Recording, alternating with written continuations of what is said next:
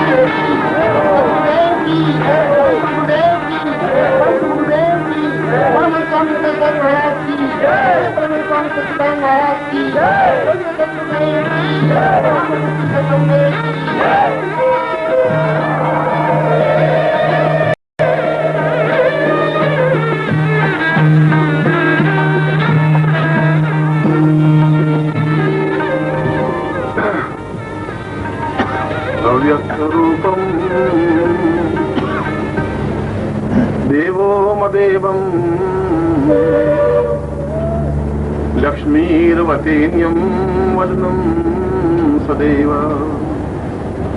कुर्या सदैव पूर्णमदैव नित्यम्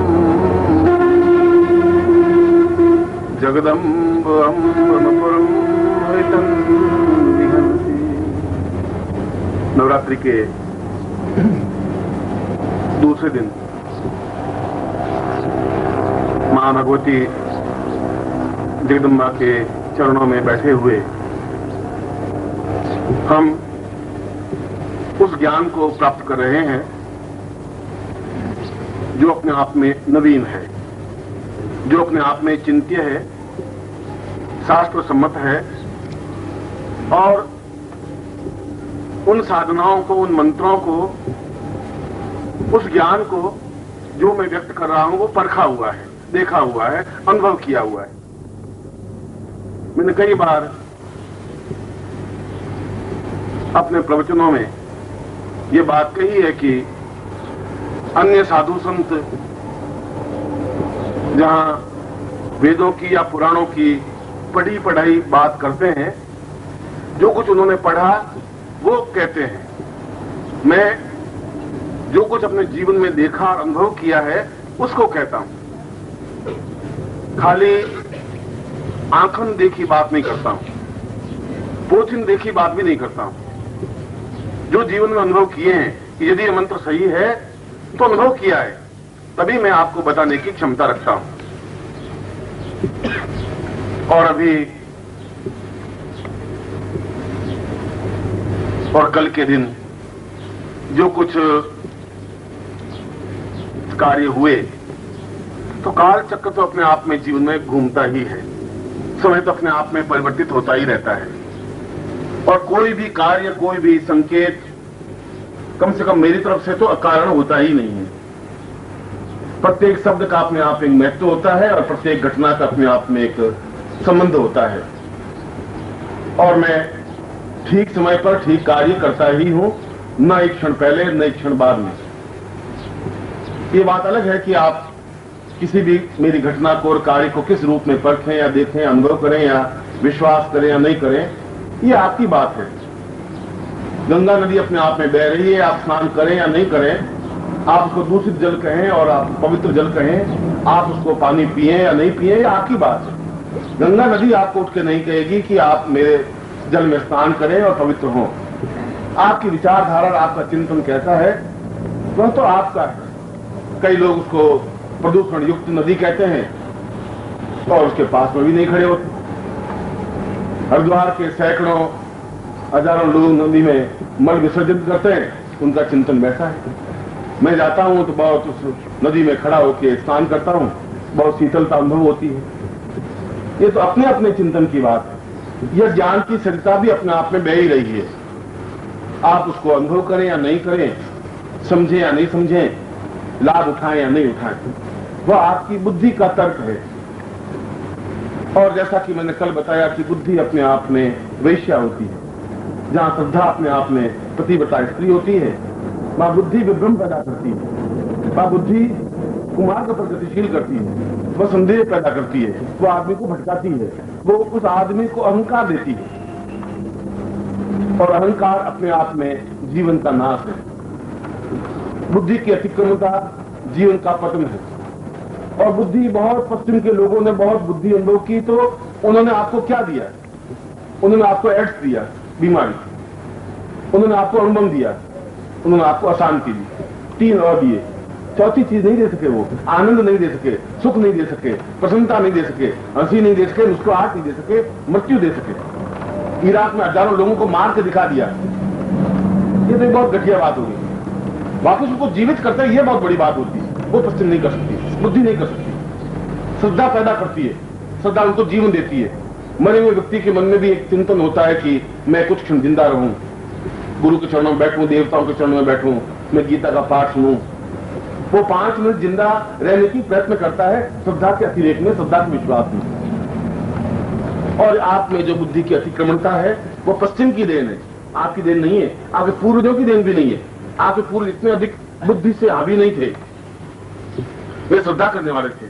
गंगा नदी पर, देवताओं पर, हिमालय पर, गुरु पर, अपने पूर्वजों पर एक श्रद्धा थी, एक आत्मविश्वास था, माँ बाप के प्रति भी, पूर्वजों के प्रति भी, संबंधियों के प्रति भी, रिश्तेदारों के प्रति भी। उनमें प्रेम था। हमने उस प्रेम को एक प्यार के शब्द में लेकर के एक घटिया और गंदा शब्द बना दिया। उसको कहते हुए भी अब संकोच होने लगा है कि मैं अपने प्रवचन में प्रेम शब्द बोलूं भी नहीं बोलूं, क्यों मैं बोलूंगा और आपका सीधा माइंड वही जाएगा कि प्रेम मीन्स प्यार, प्यार मीन्स लव, और गुरु जी ने लव बोल दिया। ये आपका चिंतन है, मेरे मन में तो ऐसा कोई बात है ही नहीं। मैं तो सन्यासी जीवन में था तो कई सन्यास में नंगी रहती थी, कई सन्यास में कपड़े पहनती थी, कई फोड़े में बैठे, कभी माइंड में कुछ आया ही नहीं। महावीर गांव में जा रहे थे और महावीर स्वामी तो बिल्कुल नग्न रहते। उस गांव में पहली बार महावीर स्वामी गए। उन लोगों ने बड़ा सोचा कि ये साला नंगा आदमी कहां से आ गया। उसने कहा कि स्वामी जी, महावीर स्वामी शांत रहे। उनके एक शिष्य ने कहा, स्वामी जी बहुत अटपटा औरतें आई हैं और आप नंगे खड़े हैं। उनका मैं नंगा? मैं तो नंगा हूं ही नहीं, ये सब नंगे हैं, मैं तो इनका नंगा देख रहा हूं, मैं तो बिल्कुल शुद्ध हूं, सही हूं, मेरी आंख में कोई नंगापन है ही नहीं। इनकी आंख में नंगापन है कि मैं नंगा हूं, वो वही देख रही है। ये वो देख रही है कि नंगा हूं कि नहीं हूं, मुझे पता ही नहीं पड़ रहा है कि नंगे है कि नहीं। आपकी आंख है कि आप मेरे किसी शब्द को क्या अर्थ लगाएं, आप वही अर्थ लगाएंगे जो आपके मन में दूषितता है, जो आपके मन में छल है, जो आपके मन में पाप है। किसी के घड़े में, एक घड़े में अगर नीचे घास फूस हो और मैं उसमें पानी डालूं और पानी से घड़ा भरूं तो पहले बाहर क्या निकलेगा? पहले घास फूस निकलेगी, शुद्ध जल नहीं निकलेगा। और जब मैं डालता हूं तो आप में से वो अंदर का जो छल है, मल है, जो द्वेष है, झूठ है, गुरु के प्रति अश्रद्धा है, वो सब निकलता है बाहर। वही आपके अंदर है, घड़े के अंदर जो है वही तो निकलेगा बाहर। मगर जीवन का सरल है, हमारे जीवन को शुद्ध रहना चाहिए।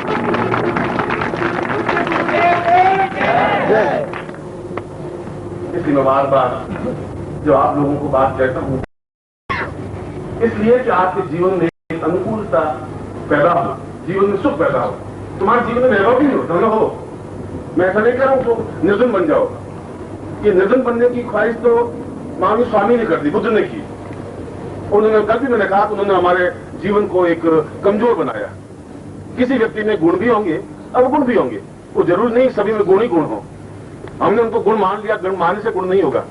उन्होंने कार्य बनाया कि नहीं, धन नहीं चाहिए, जो धनवान है वो बिल्कुल बेकार है, भूखे रहना चाहिए, 2 दिन व्रत करना चाहिए, 5 दिन व्रत करना चाहिए, 11 दिन व्रत करना चाहिए, और औरतों को तो 30 दिनों में 30 दिन व्रत करना चाहिए। आज एकादशी का व्रत है, आज पूर्णिमा का व्रत है, आज विधिपाठ का व्रत है। वो बेचारी सू के कांटा होती रहती है, व्रत करती रहती है, मिलता कुछ नहीं है। घर में खाने पीने के लिए अन्न है, कहाँ कोई शास्त्र मुझे बताया तो सही कि इसमें व्रत लिखा हुआ है? कोई वेद, कोई पुराण, कोई उपनिषद, कोई शास्त्र, कोई तो चीज मुझे सामने लाकर रखे कि देखो किसमें व्रत लिखा हुआ है। व्रत जैसा कोई चिंतन है ही नहीं कहीं। और पीछे जो पंडित पैदा हुए उनको कुछ आता तो नहीं था। पूर्णिमा की कथा लिख दी, एक राजा था, राजा ने ऐसा किया, उसने 3 दिन व्रत किया तो उसके घर में पुत्र पैदा हो गया। बस उसने पूंछ पकड़ ली, 3 दिन व्रत रखने से पैदा हो जाता है लड़का। अब 3 दिन के भूखे मरने से बच्चे पैदा होते तो फिर चाहिए ही क्या, समझ पूरे संसार में सभी के पुत्र पैदा हो ही जाते। उन पंडित ने लिख दिया, आपने मान लिया। क्योंकि हमारे हिंदुस्तान की सबसे बड़ी कमी यह है कि जो बोलते हैं उसकी कोई वैल्यू नहीं है, जो लिखा हुआ छपा हुआ है वो वैल्यूबल। तुम एक दिन कथा लिख दो और उस कथा में कुछ भी लिख दो कि ये 11 दिन तक व्रत करने से उस आदमी को लक्ष्मी खुद आके प्रकट हुई, तो 500 लोग तो निकल ही जाएंगे जो ज्ञान भूखे मन में बैठ जाएंगे, क्योंकि सही लिखा हुआ है, छपा हुआ है। कोई सब छपा हुआ प्रामाणिक नहीं होता, अनुभव चीज है। आप पहले ज्ञान भूखे मरिए, फिर तुम्हारे संतान हो जाए तो फिर लिखिए, वो तो होगा नहीं।